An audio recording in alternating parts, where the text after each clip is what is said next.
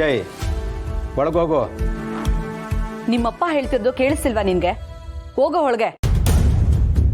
ಇವ್ರ ಹತ್ರ ಮಾತಾಡೋಂಥ ಅವಶ್ಯಕತೆ ನಿನ್ಗೇನೂ ಇಲ್ಲ.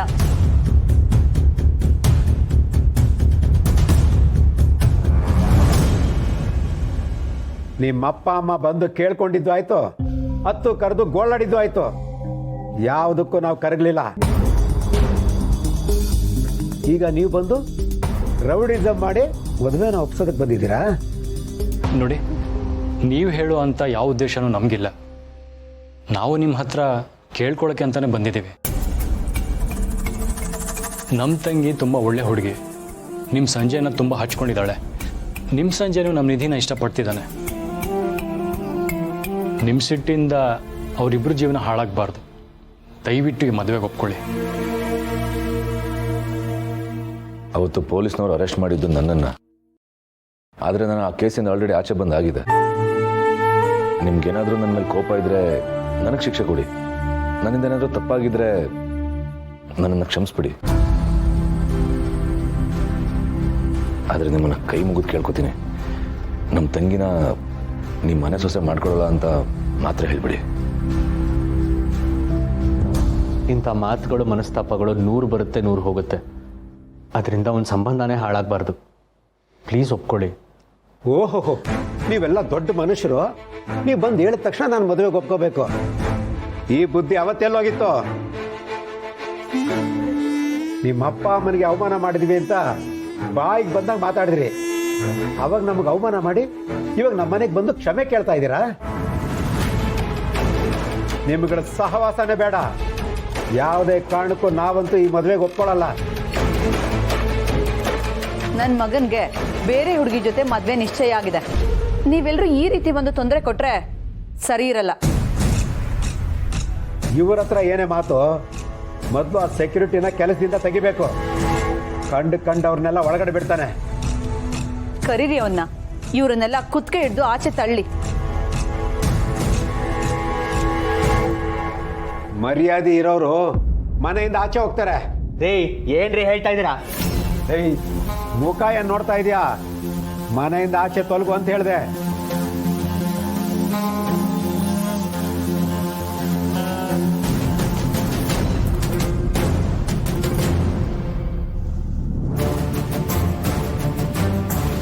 ದೊಡ್ಡದಾಗಿ ಬಂದ್ಬಿಟ್ರು ಮದುವೆ ಮಾತುಕತೆ ನಡೆಸೋದಕ್ಕೆ.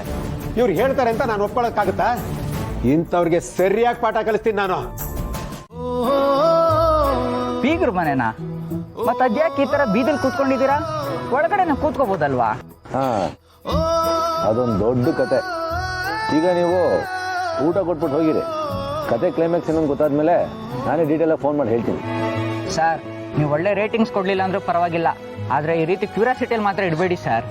ಕ್ಯೂರಿಯಾಸಿಟಿ ನಿನಗೆ ಮಾತ್ರ ಅಲ್ಲಪ್ಪ, ನಮಗೂ ಇದೆ. ಹೌದೌದು, ಈ ಕ್ಯೂರಿಯಾಸಿಟಿ ಈ ಸೆಕ್ಯೂರಿಟಿಗೂ ಇದೆ. ಇಲ್ಲಿ ನಡೀತಾ ಇರೋದು ತುಂಬಾ ವಿಚಿತ್ರವಾಗಿದೆ. ನೀನ್ ನಡಿಯಪ್ಪ. ಸರಿ ಹೋಯ್ತು ಸರ್, ನಿಮ್ಮ ಮಾತುಗಳು ಕೇಳಕ್ಕೆ ಒಂಥರ ಮಜವಾಗಿದೆ. ಆದ್ರೂ ಇಲ್ಲೇನೇ ಆಗ್ತಾ ಇದ್ರು ಒಳ್ಳೇದೇ ಆಗ್ಲಿ. ನಾನಿನ್ ಬರ್ತೀನಿ. ಬಾರಪ್ಪ ಇಲ್ಲಿ. ನಿನ್ನ ಬಾಯಿಂದ ಒಳ್ಳೇದಾಗ್ಲಿ ಅನ್ನೋ ಮಾತು ಬಂತಲ್ಲ, ತುಂಬ ಸಂತೋಷ ಆಯಿತು. Thank you. Thank you sir.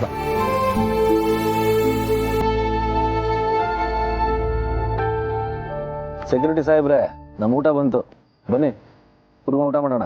ಏನು ನಿಮ್ ಜೊತೆ ಊಟ ಮಾಡೋದ? ನಿಮ್ ಜೊತೆ ಊಟ ಮಾಡಕ್ ಏನಾರು ಕೂತ್ರೆ ನನ್ ಕೆಲಸ ಹೊಟ್ಟೋಗುತ್ತಷ್ಟೇ. ಕೆಲಸ ಹೋಗುತ್ತೆ ಅನ್ನೋ ಭಯ ಇಲ್ಲದೆ ಹೋಗಿದ್ರೆ ನಿಮ್ ಜೊತೆನೆ ಇದ್ದು ನಿಮ್ಮಲ್ಲೂ ಒಬ್ನಾಗಿರ್ತಿದ್ದೆ ಸರ್. ಇಂಥ ಅಣ್ಣ ತಮ್ಮಂದಿರು ಸಿಗ್ತಾರೆ ಅಂದ್ರೆ ಯಾರಿಗೆ ತಾನೇ ಖುಷಿ ಆಗಲ್ಲ ಹೇಳಿ? ನಿಮ್ಮ ಒಗ್ಗಟ್ಟು ನೋಡಿ ನನಗಂತೂ ತುಂಬಾ ಫೀಲ್ ಆಗೋಯ್ತು ಸರ್.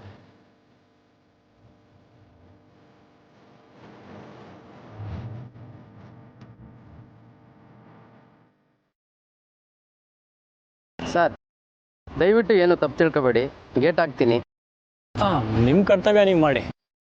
ಸರಿ ಸರ್. ಮಾಧವ್ರೆ, ನಡೀರಿ, ಮೊದಲು ನಾವು ಅಲ್ಲಿಗೆ ಹೋಗೋಣ. ನಮ್ಮ ಮಕ್ಕಳು ಊಟ ಮಾಡಿದಾರೋ ಇಲ್ವೋ? ಈ ರೀತಿ ಎಷ್ಟೊತ್ತು ಅಂತ ಮನೆ ಆಚೆ ಕೂತಿರ್ತಾರೆ. ನಿದ್ದೆ ಮಾಡದೆ ಸೊಳ್ಳೆ ಕೈಲಿ ಕಚ್ಚಿಸ್ಕೊಂಡು ಈ ರೀತಿ ಒದ್ದಾಡೋದನ್ನ ನೋಡೋಕೆ ಸಂಕಟ ಆಗುತ್ತೆ. ಹೌದಣ್ಣ, ಅಭಿ ಯಾವತ್ತೂ ಈ ರೀತಿ ಕಷ್ಟಪಟ್ಟವರಲ್ಲ. ಸಮರ್ಥನ ಅದಕ್ಕೇನು ಯಾವ ತೊಂದರೆನೂ ಇಲ್ಲದೆ ಬೆಳೆಸಿರ್ತಾರೆ.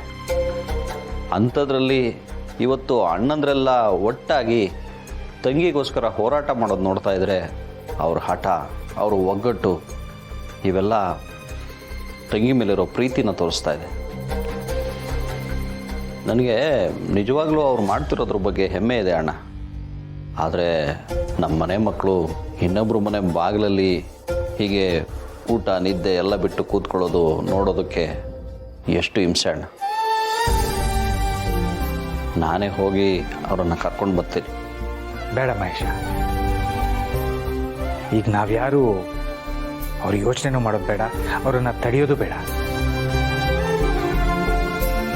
3 ಜನ ಅಣ್ಣ ತಮ್ಮಂದರು ಒಂದಾಗಿದ್ದಾರೆ, ಒಟ್ಟಿಗೆ ಸೇರಿ ತಂಗಿ ಜೀವನನ ಸರಿ ಮಾಡಬೇಕು ಅಂತ ಪ್ರಯತ್ನ ಪಡ್ತಿದ್ದಾರೆ. ಅವರ ಪ್ರಯತ್ನಕ್ಕೆ ನಾವು ಅಡ್ಡ ಹೋಗಬಾರ್ದು.